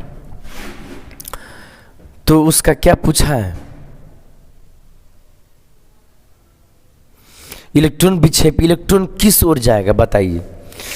देख कैसे निकालेंगे? सबसे पहले तो इसके विक्षेपण निकालने के अपने इस हाथ का प्रयोग करते हैं ना। इसको लगता है चुंबक क्षेत्र, तो ये चुंबक क्षेत्र हो गया क्रॉस भीतर की तरफ। आइए होता है किधर? अब इसके गति के दिशा में, तब इस किधर गति हो रहा है? इधर गति होगा। देखिए कैसे हो गया, ये हो गया भीतर की तरफ, ये हो गया गति के दिशा में इधर। तो अंगूठा किधर बता रहा है? नीचे। तो अंगूठा जो बताता है धनावेश का दिशा बताता है। ये क्या है? ऋणावेश है। तो जब धनावेश नीचे जाएगा तो ऋणावेश उसका उल्टा, यानी कि ऋणावेश के लिए ना ऊपर माना जाता है ना। आप लोग एकदम अच्छा समझाए सब। यहाँ पर ऊपर की तरफ यहाँ पर टिक कर देते हैं हम। देखिए सी नंबर ऑप्शन यहाँ पे सही होते जा रहा है, सही होते दिख रहा है। देखिए नेक्स्ट क्वेश्चन है, एक वोल्टमीटर को, ध्यान दीजिए, एक वोल्टमीटर है उसको ना एमीटर में बदलना है।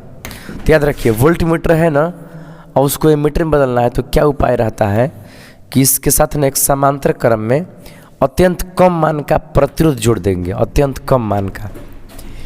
तो वोल्टमीटर जो है ना एमीटर में बदल जाएगा।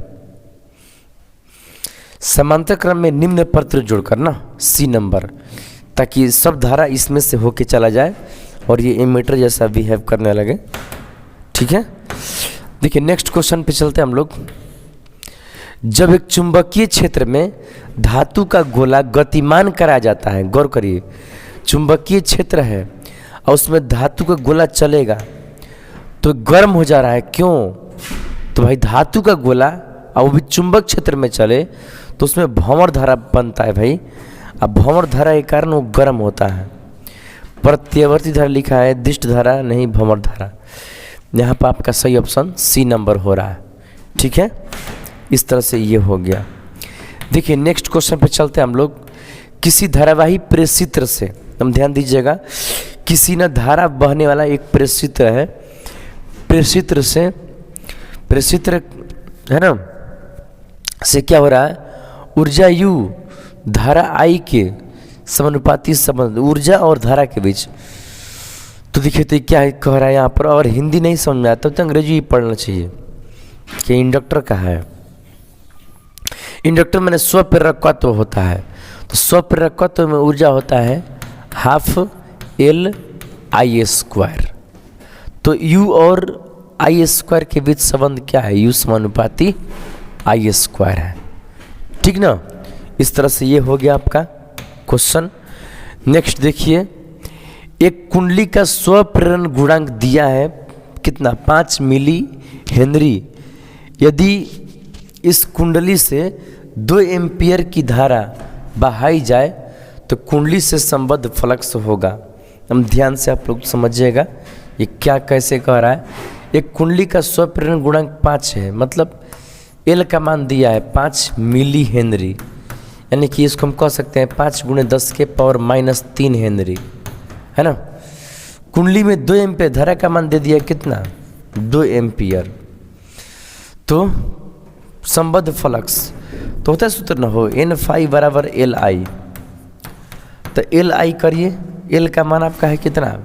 5 × 10⁻³ 10⁻³ I का मान कितना है? धारा 2 एम्पियर है, 2 एम्पियर। तो गुना करिए, 5 दूनी के 10 ये हो गया, और × 10⁻³ तो -3/10 के पावर -2 हो जाएगा क्या?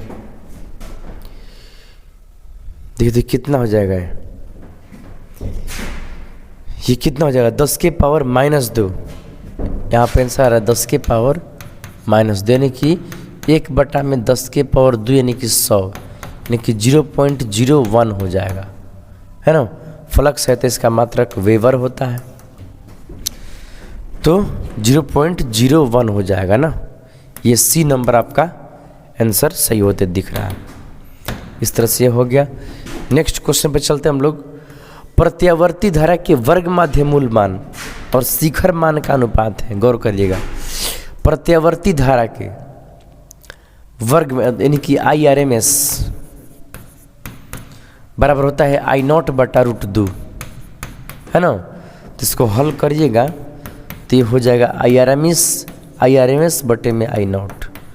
देखिए क्वेश्चन हूबहू एकदम लड़ रहा है, बताए हैं आप लोग को, नोट्स में एकदम स्पष्ट तरीके से है। तो 1/√2 आपका बी नंबर यहाँ पे सही होते नज़र आ रहा है। इस तरह से है। देखिए एकदम गर्दा कर देना है बोर्ड एग्जाम में, बस ध्यान से आप लोग रिवीजन बस करिए थोड़ा सा। देखिए LR परिपथ की प्रतिबाधा होती है। LR परिपथ की प्रतिबाधा पूछ दिया ना, तो Z बराबर होता है रूट में क्या होता है भाई, दोनों का वर्गों का जोड़ होता है R², और L का प्रतिरोध को X² बोलते हैं। तो X का मान ω/L होता है, तो ये हो जाता है R² प्लस ω² करेंगे। यहाँ अब ये वाला चिन्ह हट जाता है कोष्ट वाला ना। तो कौन सा सही आपका हो रहा है? ये डी नंबर ऑप्शन आपका सही हो रहा है, ठीक है। देखिए नेक्स्ट क्वेश्चन हम लोग का है, एक प्रत्यावर्ती धारा का समीकरण ये दिया है, तो धारा के वर्ग माध्य मूल मान होगा। धारा का वर्ग माध्य मूल यानी कि धारा मतलब I का वर्ग माध्य मतलब RMS, इसी समीकरण से। तो देखिए शुरू वाला को ना I0 बोला जाता है, आप लोग को स्पष्ट हम बताएं, चाहे आप जहाँ ही पढ़ेंगे आपको अच्छे से बताया गया होगा। तो I0 बटा में √2 करना है, तो I0 का मान कितना 60 में √2 हो जाएगा। क्या 60 बटा में √2 हो जाएगा? ये ए नंबर आपका सही हो रहा है, ठीक है। इस तरह से हो गया। देखिए नेक्स्ट देखिए, वह यंत्र, गौर करिए, वह यंत्र बने वैसा मशीन जो क्या करता है, बताइए। वह यंत्र जो क्या करता है, विद्युत ऊर्जा में, यांत्रिक ऊर्जा को विद्युत ऊर्जा में बदलता हो तो जनित्र होता है भाई, जनित्र, जनरेटर नहीं दिया ना। डायनेमो ही एक तरह का जनित्र होता है। डायनेमो जो होता है एक तरह का जनित्र ही तो होता है ना, ठीक है। तो इस तरह से ये भी हो गया।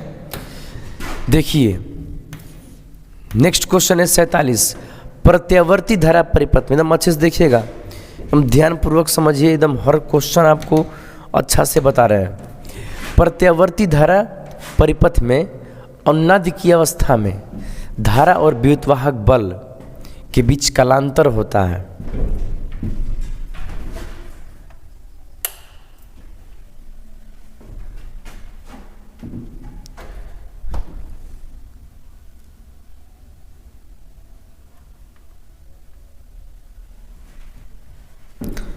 हाँ देखिए, धारा और क्या पूछ दिया है, विद्युतवाहक बल के बीच कालांतर होता है। अनुनाद कब होता है? जब XC और XL बराबर होते हैं ना। जब ये बराबर हो जाएंगे तो धारा कैसे चलता है, देखिए तो फेजर्स ग्राफ में ऐसे रहता है, ये होता है वोल्टेज का, और ये होता है L और ये होता है C। अगर दोनों बराबर हो गए तो धारा ना इधर 90 डिग्री पीछे चलता है ना 90 डिग्री आगे चलता है। धारा ना वोल्टेज के साथ चलता है या प्रतिरोध के साथ चलता है। तो यहाँ पे कालांतर ना, जब चूंकि वोल्टेज या करंट एक पर है तो यहाँ पे कालांतर 0 डिग्री मानते हैं, ठीक ना। कितना मानते हैं कालांतर? 0 डिग्री। कालांतर 0 होता है वहाँ पर, है ना। कब? अनुनाद यानी कि ये बराबर होने के समय। तो हो गया। नेक्स्ट क्वेश्चन पे चलते हैं हम लोग। यदि किसी प्रत्यावर्ती धारा परिपथ की यथार्थ एवं आभासी शक्तियाँ PT और PA हो तो शक्ति गुणांक क्या होता है? देखिए तो शक्ति गुणांक जो होता है ना, P एवरेज बराबर ऐसे आप लोग पढ़े हैं कि पी एवरेज बराबर आप लोग पढ़े हैं इस तरह से, गौर करिएगा। देखिए पी एवरेज बराबर होता है ना, पी एवरेज बराबर होता है I R M S into V R M S cos phi, ऐसा होता है ना। तो देखिए यहाँ कैसे हो जाएगा पी एवरेज, तो ये पी आर एम एस लिख सकते हैं, है कि नहीं, इंटू कॉस फाई, है ना। तो देखिए यथार्थ शक्ति और आभासी शक्ति कितना कितना है, पी टी और पी ए। तो देखिए यहाँ पर ना इसको बोलते हैं हम लोग यथार्थ शक्ति, इसको पी टी बोलते हैं, इसको बोलते हैं आभासी शक्ति पी ए, है ना। पी ए यहाँ पर दिया है और कॉस फाई यहाँ पर हो जाएगा। तो बोलिए कॉस फाई बराबर कितना हो जाएगा, पी टी बटे में पी ए हो जाएगा, पी टी बटे में पी ए, ये हो जाता है ना। यहाँ पर आप लोग को अच्छे से होता है कैसे इसमें होता है यहाँ पर, ठीक ना। यहाँ पर औसत निकालते हैं तो इसमें सबका है ना, दोनों का करंट का वोल्टेज का वैल्यू रख करके धारा वाला गुणा करते हैं, ये आता है ना। चलिए इस तरह से हो गया। अब देखिए नेक्स्ट क्वेश्चन पे चलते हैं हम लोग। नेक्स्ट क्वेश्चन पे प्रत्यावर्ती विद्युत वाहक बल ये है में शिखर मान 10 वोल्ट, तो इस शिखर मान यहाँ पर मान 10 वोल्ट दे दिया ना, 10 वोल्ट, तो 50 हर्ट्ज देखने दिया, कोई बात नहीं। 50 हर्ट्ज से लड़की आवृत्ति है, आवृत्ति दिया है, समय भी दिया है, विद्युत वाहक बल का मान है, तत्कालिक विद्युत वाहक बल। देखिए तो कैसे बनता है, गौर कीजिएगा। तो ये ई बराबर आपका ई नॉट, ई नॉट का मान किस होता है, यहाँ पर रुकिए एक मिनट लिखते हैं पहले, ई नॉट साइन ओमेगा टी को हम यहाँ पर चूँकि आवृत्ति का मान दिया है तो हम बैठने के लिए इसको हम ओमेगा को बोलते हैं 2 पाई न्यू, ओमेगा का सूत्र होता है और ये टी हो जाता है ना। तो देखिए मान बैठाते हैं, ई नोट का मान कितना दिया है, शिखर मान 10 वोल्ट दिया है, ये 10, ये ई नोट का मान है, ये आवृत्ति है, न्यू का मान दिया है, साइन ये हो गया 2 पाई, न्यू का मान दे दिया 50, गुणे टाइम दिया 1/600। देखिए यहाँ पे थोड़ा सा ऐसा दिखने लगा हो, 1/600 पे कितना हो जाएगा बता दीजिए। तो कट गया 5 से 12, 5 से 60 होता है क्या, 12 और 2 6 12, 6 नहीं π/6 हो गया, हाँ बिल्कुल। यहाँ पर आ गया 10 साइन π/6, यानी कि 10 साइन π/6 यानी कि साइन 30 डिग्री का जो मान होता है 1/2 होता है, तो 2 से कटेगा तो 5 आ जाएगा, 5 वोल्ट इसका होगा। विद्युत वाहक बल कितना, 5 वोल्ट, यानी कि सी नंबर होगा। आप लोग अच्छे से समझे हैं ना। देखिए एकदम रफली आप लोग जरूर एक बार ट्राई करिए इसको ना। देखिए न्यूमेरिकलाइज क्वेश्चन इसमें ज़्यादा दिख रहा है, अगर ऐसा बोर्ड में होगा इसका ऐसा कुछ नहीं है, ज़्यादातर चांसेस है कि बोर्ड में क्वेश्चन इससे तो आसान ही रहेगा, इतना पक्का है क्या। चलिए देखते हैं आगे हम लोग। देखिए ध्यान से बच्चा जी लोग और बच्ची जी, देखिए प्रत्यावर्ती धारा परिपथ में धारा आई है, धारा कितना है आई, धारा आई एवं वोल्टेज भी के बीच कालांतर कितना है फाई है, तो धारा का वाटहीन घटक होगा। जरा गौर करिए तो ये वोल्टेज मान लीजिए हो गया। देखिए इसको हम यहाँ बताते हैं आपको, ये बहुत शानदार क्वेश्चन है ये, देख कैसे कह रहा है। मान लीजिए कि ये वोल्टेज हो गया कितना भी, और यहाँ पे धारा हो गया कितना आपका आई, इसके बीच कालांतर कितना है फाई है ना, फाई है। तो यहाँ पे बोल रहा है धारा आई, वोल्टेज भी मान लीजिए, भी मान लेते हैं आप, के बीच कालांतर फाई हो तो धारा का वाटहीन घटक होगा। धारा का घटक का बात करें, धारा का घटक, धारा का वाटहीन घटक, वाटहीन कहाँ है ध्यान रखिएगा। चलिए आइए हम यहाँ पे चलते हैं। देखिए धारा का घटक बताइए, धारा के 2 टुकड़ा, धारा का एक टुकड़ा इधर टूटता है तो ये बनाएगा आई कॉस फाई, ऐसे बनाएगा। और धारा का एक टुकड़ा इसके लंबवत टूटेगा ऐसे, तो ये बना देगा आई साइन फाई। समझ गए हैं? तो ये धारा के दो घटक हो गए, एक घटक आई कॉस फाई है, एक घटक आई साइन फाई है। तो बोल रहा है कि इन दोनों में से ऐसा कौन सा घटक है धारा का, इन दोनों में से वो कौन है जो ना वाटहीन, मतलब वाटहीन स्थिति में रहता है, वाटहीन शक्ति बनाता है। तो देखिए हम कैसे इसको बनाएंगे, आप लोग एकदम गौर से समझिएगा। हम इसको ना दो हिस्से में सोच सकते हैं। देखिए इसको हम एक हिस्सा में ऐसे सोच रहे हैं कि यहाँ वोल्टेज है V और धारा कितना है, धारा I साइन फाई है, ऐसा सोच रहे हैं। मैंने एक V लिए, एक ये वाला घटक लिए, एक दूसरा भी और स्थिति हम ले रहे हैं। एक तो V रहेगा, एक ना धारा का चूंकि दो घटक है, एक ऊपर है एक नीचे है, तब केवल नीचे वाला घटक ले लेते हैं, इधर का ही घटक ले लेते हैं।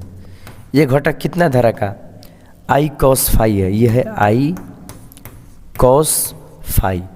देखिए तो किसमें वाटहीन आ रहा है, देखिए दोनों में हम शक्ति निकालते हैं, किसमें शक्ति वाटहीन आता है।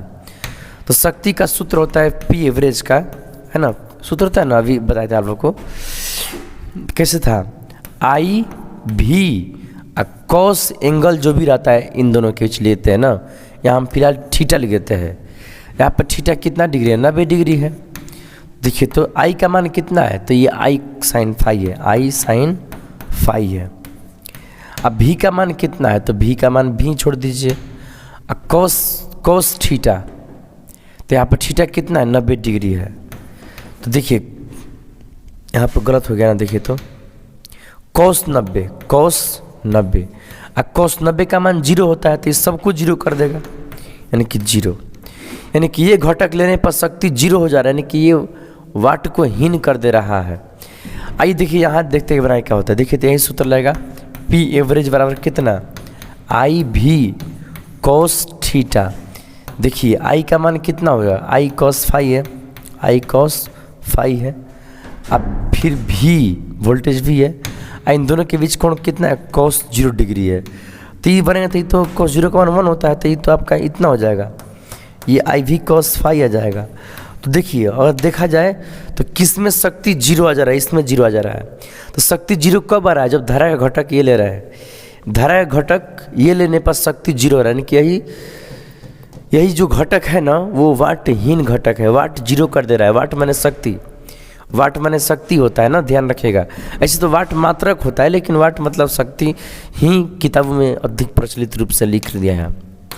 देखिए हम लोग यहाँ पर देख रहे हैं कि धारा का वाटहीन घटक कौन बना रहा है, आई साइन फाई बना रहा है, आई साइन फाई बना रहा है ये, ठीक है। ध्यान से देखिएगा, हम चाहते हैं कि आपको एकदम स्पष्ट हो जाए आप लोग, इसीलिए थोड़ा समय लग रहा है, लेकिन हर क्वेश्चन पर विस्तृत हम बातचीत कर रहे हैं। देखिए व्योम तरंगों के द्वारा क्षितिज के पार के संचार के लिए निम्नलिखित आवृत्तियों में कौन उपयुक्त होगी। देखिए क्षितिज मतलब आयन मंडल द्वारा प्रकाश का, जो प्रकाश तरंगे होती हैं या फिर जो सूचना तरंगे होती हैं, संचार तरंगे, वो परावर्तन कराते हैं ना आयन मंडल द्वारा। तो कह रहा है कि आयन मंडल को क्या कर जाए, व्योम तरंगों के उपयोग द्वारा क्षितिज के पार, जो पृथ्वी हो गया ये आयन मंडल हो गया, तो ये आयन मंडल के पार से एकदम तरंग इथु करना है ना, परावर्तित करना है। तो उचित आवृत्ति देखिए यहाँ हम बताते हैं आपको, यहाँ तक परावर्तित आयन मंडल किसको परावर्तित करता है, तो 30 मेगाहर्ट्ज के नीचे रहता है तो आयन मंडल ने उसे परावर्तित करने की क्षमता रखा है, 30 मेगाहर्ट्ज से नीचे। लेकिन 30 मेगाहर्ट्ज से ज़्यादा 40, 50, 60 हो गया मेगाहर्ट्ज, तो आयन मंडल नहीं परावर्तित कर पाते, एक किरण सीधे जाती हैं, ये अब सेटेलाइट के माध्यम से परावर्तित होती हैं। तो कह रहा है कि क्षितिज के पार कर जाने के लिए, हाँ, तो 30 से ज़्यादा देखिए कौन है, 30 मेगाहर्ट्ज से ज़्यादा आंसर मारना है। 30 मेगाहर्ट्ज से तो कोई, अब यही दिख रहा है फाइनल, यहाँ पर डी नंबर आपका आंसर यहाँ पे सही हो रहा है ना। 30 से ज़्यादा बस टिक करना हम लोग को है। तो इस तरह से हो गया। 52 नंबर देखिए, UHF है ना, परिसर की आवृत्तियों का प्रसारण प्राय किनके द्वारा होता है, तो ये बाबू ये होता है व्योम तरंगों द्वारा। यानी आकाशीय तरंगों द्वारा UHF का होता है, बताया था ना आपको। हाँ, व्योम तरंगों द्वारा आपका 30 मेगाहर्ट्ज से नीचे तक का वो परावर्तन करता है। चलिए हो गया। नेक्स्ट क्वेश्चन देखते हैं हम लोग। दिए गए किस धातु का प्रकाश, दिए गए किस धातु का प्रकाश विद्युत कार्यफलन न्यूनतम होता है। हाँ, कार्यफलन कम किसका होता है। तो देखिए अभी पिछला साल सोडियम हम लोग टिक किए थे ना, सोडियम का कम होता है, लेकिन सोडियम से भी कम अभी तत्व हैं, सीजियम का बहुत कम होता है। यहाँ पर बेरियम का हो जाएगा, क्योंकि सीजियम नहीं दिया है ना, नहीं दिया है। तो सोडियम से कम किसका होता है, बेरियम का होता है। कार्यफलन सोडियम से कम किसका होता है, बेरियम का भी होता है। तो हम लोग यहाँ पर बेरियम टिक मारे हैं, है ना। चलिए हो गया। नेक्स्ट क्वेश्चन है, देखिए प्लैंक स्थिरांक की बीमा है। ये तो आसान क्वेश्चन है। प्लैंक स्थिरांक देखिए था E बराबर होता है h न्यू, तो प्लैंक स्थिरांक h बराबर हो जाएगा कितना, E बटे में न्यू हो जाएगा। तो ये कैसे होगा, E का बीमा आप देख लीजिए, चाहे सूत्र लिख लीजिए। E न्यू का होता है 1/t सूत्र होता है, यानी कि E इंटू टी, देखिए E इंटू क्या हो जाएगा, T हो जाएगा। देखिए थोड़ा सा यहाँ पर ऐसा हो गया। चलिए देखिए E का बीमा, E मतलब ऊर्जा है, तो इसका होता है कार्य के बराबर ml² T⁻²। और ये समय का बीमा T होता है, कुछ नहीं तो पावर 1 है, तो बनाएंगे तो कितना आ जाएगा ml² और T⁻² 1 कितना हो जाएगा, T⁻−1 आएगा। तो ml² T⁻−1, ये आपका A नंबर सही हो रहा है, ठीक ना। तो इस तरह से ये हो गया। देखिए नेक्स्ट क्वेश्चन पे चलते हैं हम लोग। अब देखिए हाइड्रोजन परमाणु के बोर कक्षा में इलेक्ट्रॉन की गतिज ऊर्जा और परमाणु की स्थितिज ऊर्जा का अनुपात क्या है। देखिए हाइड्रोजन के बोर के कक्षा में इलेक्ट्रॉन की गतिज ऊर्जा, याद है आप लोग को, हम लोग गतिज निकालते थे तो उसमें 1/8 और भी कांस्टेंट आता है बड़ा सा, है ना, ये होता है गतिज का। और परमाणु की स्थितिज ऊर्जा वो भी निकालते हैं तो 1/4 और वही सेम कांस्टेंट दोनों में आता है ना। का अनुपात पूछा है, बस अनुपात निकाल। हाँ, यहाँ एक और बात, यहाँ माइनस में आता है, तो ये लोग का अनुपात निकालिए। 1/8 गुणे माइनस में 1/4 कितना हो जाएगा, 1/8 गुणे -4/1 कर दीजिए, 4 दूनी की 8, -1/2 आपका सही होगा। ये C नंबर ऑप्शन आपका है ना। यहाँ पर कांस्टेंट होता है तो दोनों कांस्टेंट कटा सकते हैं, इस तरह से ये हो जाता है। अब देखिए नेक्स्ट क्वेश्चन है, निम्नलिखित में कौन विद्युत चुंबकीय प्रकृति की नहीं है। गौर करिएगा, कौन विद्युत चुंबकीय प्रकृति नहीं है। गामा किरणें पर लाइट है, ये एक्स किरणें लाइट है, गामा किरणें भी एक तरह का लाइट है, ये भी तो लाइट ही है। ये कण होता है, याद रखिए, ये न एक तरह का इलेक्ट्रॉन होता है। तो यहाँ पर कौन, यहाँ पर जो है वो विद्युत चुंबकीय तरंग नहीं है, तो यही नहीं है, ये तो कण न है। ऐसे बीटा किरण लिखता है लेकिन एक कण है ना, नाभिक में आप लोग अच्छे से देखे हैं। देखिए नेक्स्ट क्वेश्चन बताते हैं आपको, नाभिकों के मिलने और नए नाभिक के बनने तथा ऊर्जा मुक्त होने की घटना को। हाँ, नाभिक मिल गया, नया नाभिक बना और ऊर्जा बना, तो जब मिलने की बात आती है तो उसको तो संलयन बोलते हैं ना, ये संलयन हो जाएगा। इस तरह से हो गया। देखिए नेक्स्ट क्वेश्चन पे चलते हैं हम लोग। 58, नाभिक के संयोजन।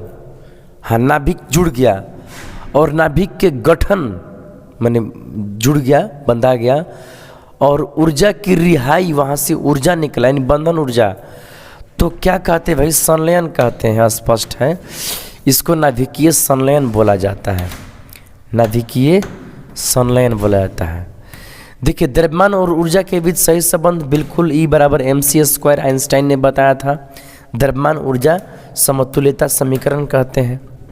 नेक्स्ट क्वेश्चन, एक रेडियोएक्टिव तत्व का अर्ध आयु कितना है, 1000 वर्ष है। देखिए यहाँ पर T½ का मान दिया है, T1/2 दिया है, T1/2 कितना दिया, 1000 वर्ष दिया ना। कितने समय बाद तत्व के नमूने का 1/18 भाग रह जाएगा। देखिए 1/18 कर दिया ना, यहाँ पे गड़बड़ कुछ कर दिया है ये वाला। जैसे कि देखिए तो आपको बताते हैं, एन बराबर सूत्र होता है, एक होता है एन नॉट इंटू 1/2 के पावर एन, जहाँ ये अर्ध आयु की संख्या होता है। हम इसको ऐसे कर सकते हैं एन बटा में एन नॉट, है ना, बराबर कितना 1/2 का पावर एन। तो बताइए एन बाई एन नॉट का मान हम यहाँ पे क्या रखें, अब बताइए। भी तो 1/18 कर दिया, 1/18 रखेंगे तो वो 2 के कितने पावर से हो, नहीं हो पाएगा ना।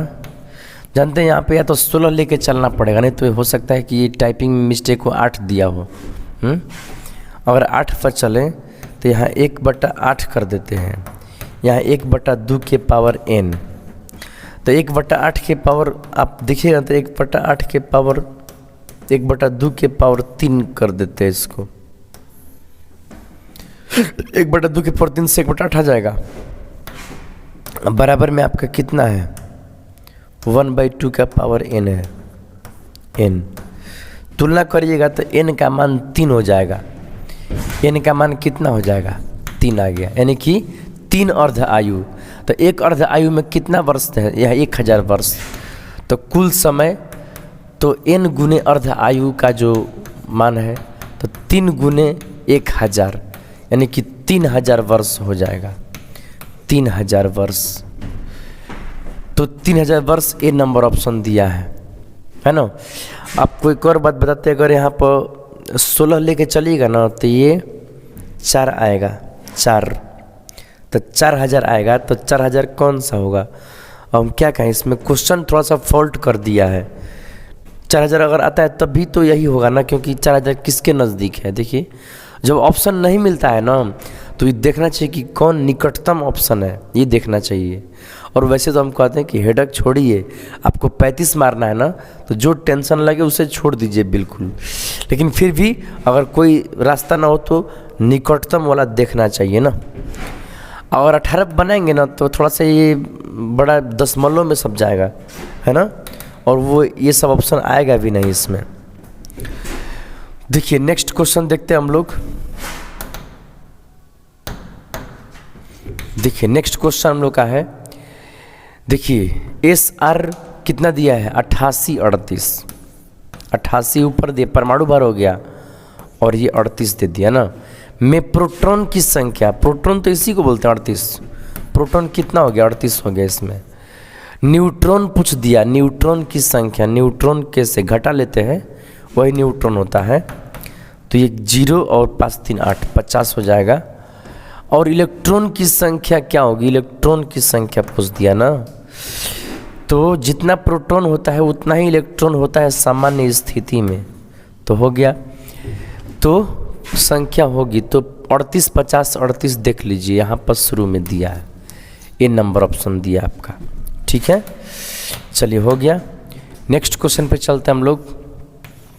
नेक्स्ट क्वेश्चन, एक पीएन जंक्शन में होता है, पीएन जंक्शन में क्या होता है बताइए। तो 2 अर्धचालकों का जंक्शन होता है, हाँ 2 गो अर्धचालक, एन टाइप अर्धचालक और पी टाइप का अर्धचालक का जंक्शन होता है ना। एकदम बढ़िया से आप लोग देखे हैं, है ना। इस तरह से हो जाएगा 62 नंबर भी। चलिए नेक्स्ट क्वेश्चन पे चलते हैं हम लोग। नेक्स्ट क्वेश्चन है 63 नंबर, प्रत्यावर्ती विभव लगाने पर प्रत्यक्ष धारा उत्पन्न करने वाले मशीन का नाम क्या है। हाँ प्रत्यावर्ती धारा जब देंगे तो उसमें से प्रत्यक्ष धारा मतलब क्या होता है भाई, जब ऐसा हो तो अंग्रेजी पढ़ना चाहिए। The name of machine producing direct current, यानी कि डीसी करंट बोल रहा है, डीसी करंट बनाने वाला यंत्र। तो डीसी में कन्वर्ट करता है दिष्टकारी, रेक्टिफायर करता है, इसमें डायोड से बनते हैं रेक्टिफायर ना। तो डायोड ना एसी को डीसी में बदलता है, उसी को पूछ रहा है। और चालक पाठ में से आप देख रहे हैं इस क्वेश्चन को अच्छे से। देखिए एक पूर्ण तरंग दिष्टकारी में, हाँ पूर्ण तरंग दिष्टकारी है, पूर्ण तरंग रेक्टिफायर है। तो इसमें निवेशी आवृत्ति क्या कह रहा है 50 हर्ट्ज है, जो इनपुट आवृत्ति है 50 है, तो निर्गम आवृत्ति कितना। तो देखिए अब ऐसे होता है, ये ऐसे होता है ना। ये देखिए यहाँ से यहाँ तक एक होता है आवृत्ति, यहाँ से यहाँ तक 2, यहाँ से यहाँ तक कितना होगा, ये 3 हो जाएगा, 3 हर्ट्ज हो गया प्रत्यावर्ती धारा का। इसको जब डीसी में बदलिएगा ना, डीसी में, तो सुनिए डीसी में कैसा होगा, ये बराबर में डीसी में मान लीजिए बदलते हैं इसको हम, तो ये वाला ऐसे आएगा, ठीक है। लेकिन जो नीचे जा रहा है ना वो भी उसमें रेक्टिफायर ऊपर कर देता है, फिर ये ऊपर है तो इसको ऊपर ही छोड़ता है, फिर नीचे वाला को भी ऊपर ही करके छोड़ता है, फिर ऊपर है तो इसको ऊपर छोड़ता है, फिर नीचे वाले को भी ऊपर करके छोड़ता है। देखिए नहीं कितना हुआ, 1 2 3 4 5 6। देखिए ऐसे वास्तव में इसमें कितना आवृत्ति था, 1 2 3 आवृत्ति, इसमें कितना है 1 2 3 4 5 6, यानी कि दुगना आवृत्ति होता है लगभग। अगर 50 हर्ट्ज है तो 100 हर्ट्ज होगा, ठीक ना। इस तरह से आप समझिए इसको, है ना। देखिए नेक्स्ट क्वेश्चन पे चलते हैं हम लोग। नॉर गेट के लिए बुलियन व्यंजक है, नॉर गेट। नॉर गेट समझते हैं, नॉर गेट क्या होता है। नॉर गेट जो होता है, नॉर ये और गेट और नॉट गेट का मिश्रण है। और गेट जो होता है वो इस तरह का होता है, ऐसे देखिए। तो ये और गेट आपका हो गया, देखिए और गेट हो गया यहाँ पर इस तरह से। इनमें 2 इनपुट होता है ना, ए और बी। और नॉट गेट, यहाँ पे इसको नथुनी पहनाइए और ऐसे खींचिए, और यहाँ पर निर्गम होता है वाई। तो नॉर गेट के लिए ना क्या होता है, और गेट का सूत्र क्या होता है, ए प्लस बी होता है। तो और नॉट लगाना है तो इसको नॉट ऐसे कर देते हैं, तो यही इसका सूत्र होगा नॉर गेट का। तो देखिए मिलाइए कौन सा दिया है, नहीं दिया है क्या, यहाँ प्लस दिया है लेकिन ऐसे नहीं दिया। और यहाँ देखिए क्या किया है, ये दोनों सेम दे दिया है, ये सेम ऑप्शन। ये तीर का चिन्ह बदलने से थोड़ा ना होगा, इसी को हम बदल देते हैं, प्लस कर देंगे, ऐसे कर देंगे, तब जाके सही होगा, नहीं तो वाकई में कोई सही नहीं है ना। यहाँ पर ये वाकई में सही होगा, उसको बदलना पड़ जाएगा। बताइए ऐसे ऐसे कर दे रहा है सब।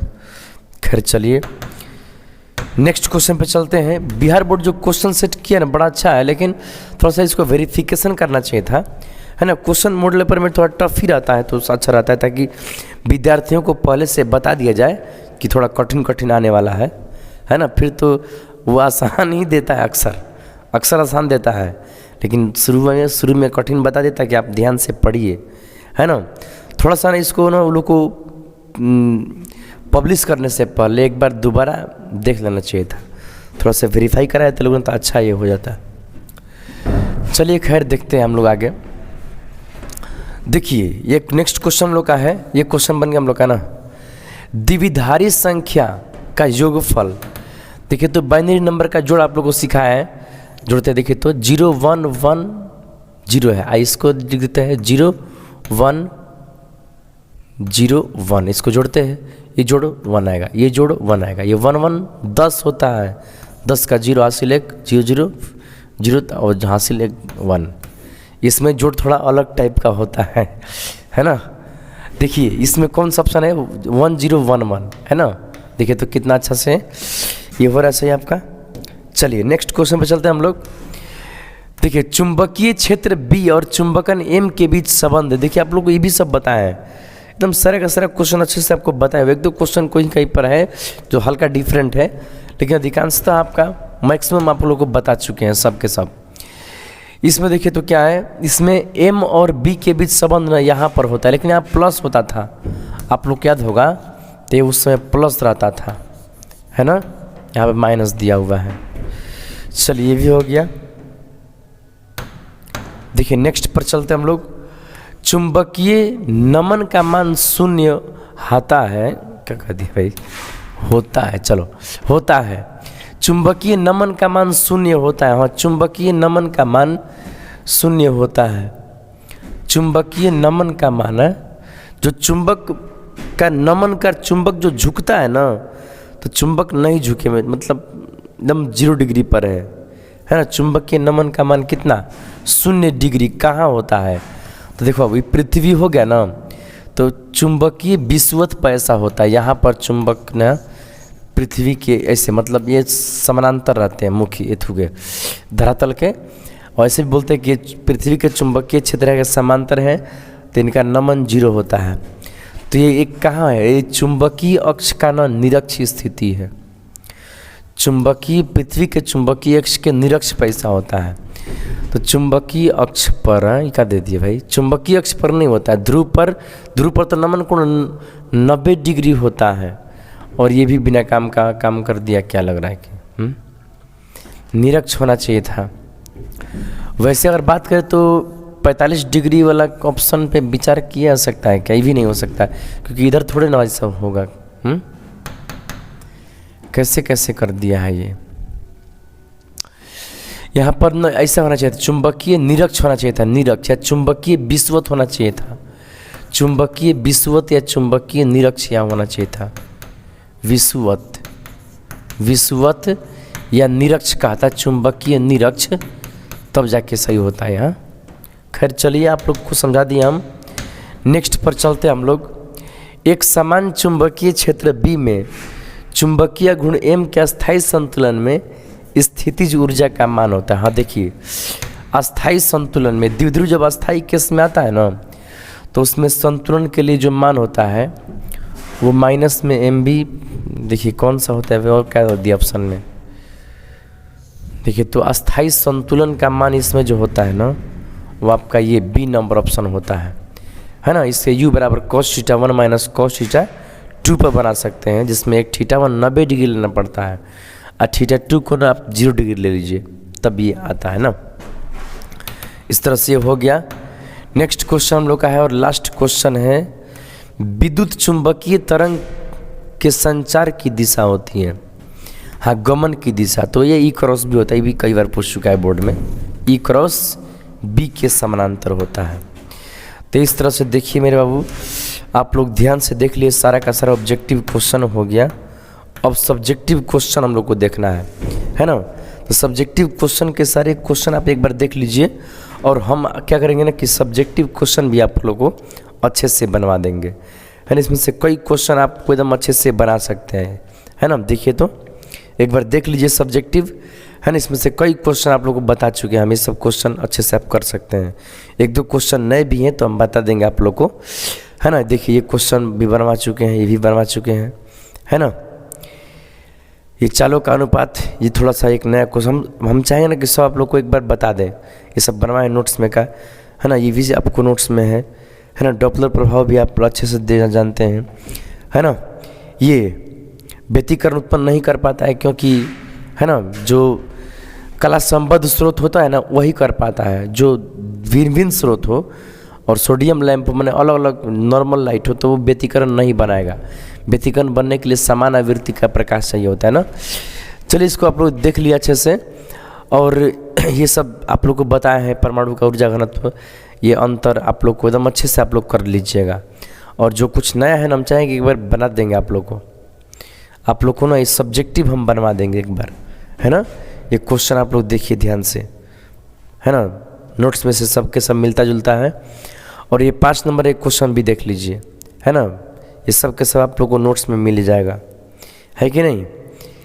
अच्छे से आप लोग एकदम बढ़िया से पढ़ें सब क्वेश्चन को, देखिए तो, है ना। तो हम आप लोग को सब्जेक्टिव का भी एक बार वीडियो लेकर के आएंगे और सारा सब्जेक्टिव करा देंगे आप लोग को। तो चलिए बहुत शानदार, बहुत अच्छा, ऐसे ही आप लोग मन ला के लगे रहिए और खूब बढ़िया से पढ़ाई करिए। थैंक यू सो मच, इतना ही, बहुत बढ़िया आप लोग का रिजल्ट है और बहुत आगे बढ़िए आप लोग। Thank you so much.